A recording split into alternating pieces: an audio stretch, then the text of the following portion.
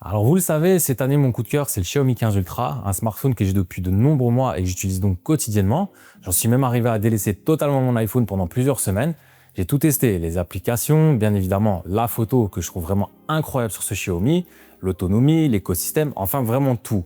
Mais j'ai décidé de revenir complètement à mon iPhone et je vous explique pourquoi. Mais avant tout ça, pour ceux qui ne sont pas encore abonnés, n'oubliez pas de vous abonner pour soutenir la chaîne et je tiens à vous remercier parce qu'on est de plus en plus nombreux.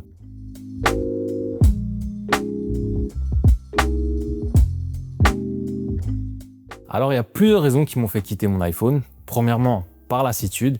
Je suis sur iPhone depuis des années et je dois l'admettre que ça n'évolue quasiment plus et les nouveautés se font vraiment très rares. J'ai la chance d'essayer de nombreux smartphones et je peux donc voir les nouveautés, features qui me paraissent désormais indispensables, comme par exemple Circle to Search sur Android. Je trouve vraiment ça indispensable maintenant. Enfin bref, j'ai vraiment eu une lassitude par rapport à mon iPhone. C'est un excellent smartphone, attention, mais voilà, j'avais quand même envie d'un peu de changement. Ensuite, bien évidemment, c'est ma curiosité tech qui m'a poussé à essayer. J'ai toujours adoré tester tous les smartphones et encore plus quand j'étais beaucoup plus jeune. Je pouvais changer tous les mois de smartphone, c'était vraiment insensé, mais bon, bref, c'est autre chose. J'ai donc toujours eu cette curiosité de tester, voir comment fonctionne tel ou tel smartphone, comment appréhender une marque ou l'autre.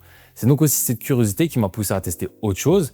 Et puis j'ai aussi eu la chance de pouvoir tester ce Xiaomi 15 Ultra sur du long terme. Donc je voulais aller au bout de l'expérience en switchant totalement et en voyant si je reviendrais ou pas sur mon iPhone. Mais avant de continuer, je voulais vous présenter mon tout nouveau pack de fonds d'écran Neo Glass pour smartphone et ordinateur.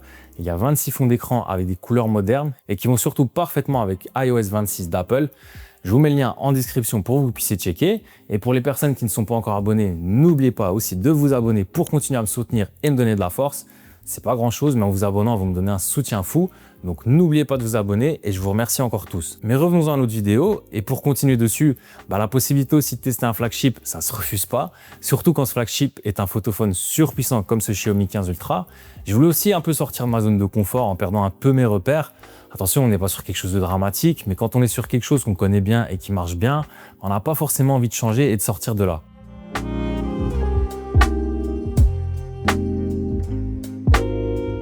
Que j'ai aimé chez Android, il y a beaucoup de choses qui m'ont fait aimer mon expérience sur Android. Tout d'abord, la personnalisation. On le sait, mais Android a toujours eu cette expérience utilisateur très poussée au niveau de la personnalisation. Et c'est vraiment addictif de pouvoir personnaliser à souhait son smartphone. Apple s'y ouvre, mais c'est vraiment au compte-gouttes et ça manque encore d'ouverture à mon goût à ce niveau-là. Les widgets sont aussi beaucoup plus poussés et permettent plus de choses, même si je dois vous avouer que je ne suis pas un grand fervent utilisateur des widgets. Mais je dois admettre que c'est quand même mieux fait et mieux intégré chez Android. Toujours concernant l'ouverture, Android est un OS bien plus ouvert avec ses qualités mais aussi ses contraintes, notamment liées à la sécurité. Mais Android permet globalement plus de choses, comme par exemple installer facilement un APK, chose impossible d'installer une app sans passer par l'App Store, même si une fois de plus c'est un petit peu plus ouvert, mais ça c'est plus parce que l'Union européenne l'a exigé plutôt que par une envie d'Apple.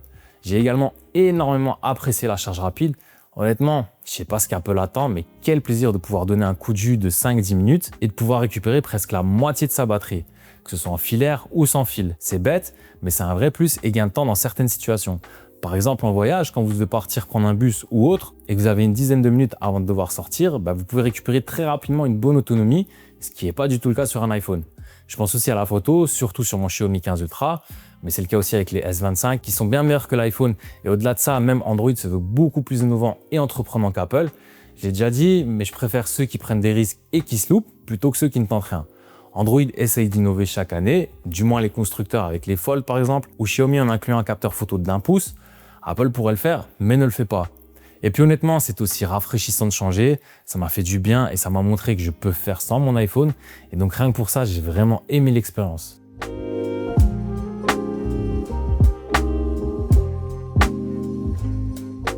Du coup, vous devez vous demander ce qui m'a fait revenir sur mon iPhone. Il y a bien évidemment plusieurs raisons à ça, mais la principale, c'est pas l'écosystème. Ça a joué bien évidemment parce que l'écosystème Apple est extrêmement bien fait et pensé. Tout interagit parfaitement et j'avoue que c'est un réel plaisir à utiliser. La principale raison, c'est la vidéo. Parce que oui, pour moi actuellement, l'iPhone est ce qui se fait de mieux en termes de vidéo sur smartphone. J'ai pu tester les plus gros flagships et aucun n'arrive au niveau de l'iPhone en vidéo. L'iPhone peut vraiment servir de caméra en cas de besoin. Évidemment, c'est pas une caméra et il y a des limitations techniques, mais honnêtement, la vidéo reste bluffante.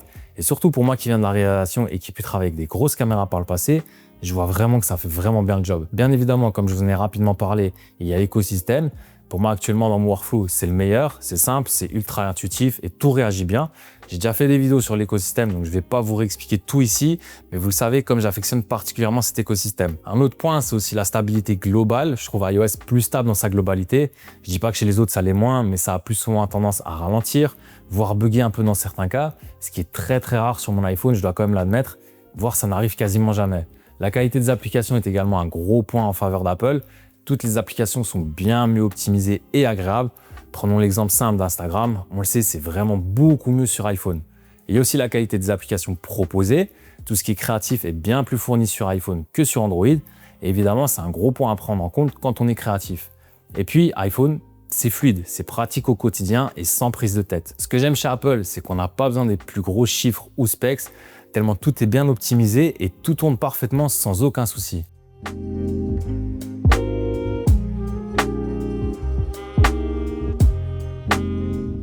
Alors du coup, est-ce que je regrette? Pas du tout. J'ai adoré mon expérience complète sur Android et ça montre à quel point je peux me détacher de mon iPhone.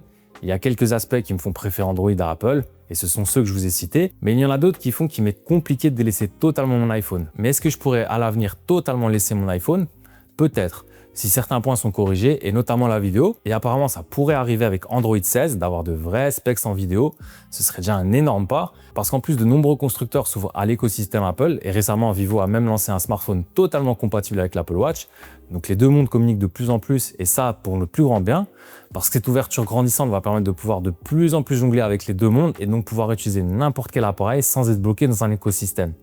Mais évidemment, je comprends et je fais partie des gens qui reviennent à leur iPhone parce que pour le moment, certaines choses sont encore meilleures chez eux et notamment tout ce qui concerne le côté créatif, que ce soit les applications ou encore la vidéo comme j'en ai parlé.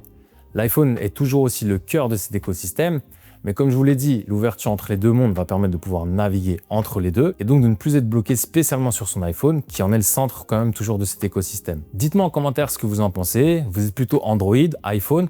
Je tiens à préciser parce que je vois trop de commentaires du genre je suis ni pro Apple ni pro Android, je l'ai déjà dit 100 fois mais je parle juste de ce que j'aime et je trouve que dans les deux on a du bon et du moins bon comme partout. Donc les commentaires négatifs et désobligeants, on n'en a pas besoin dans cette communauté. Dites-moi aussi si vous avez déjà fait ce switch, si vous êtes revenu à votre base. Comme toujours, n'oubliez pas de liker, partager, commenter et surtout vous abonner pour me donner de la force et surtout faire péter l'algorithme. Je vous dis merci à tous et à la prochaine.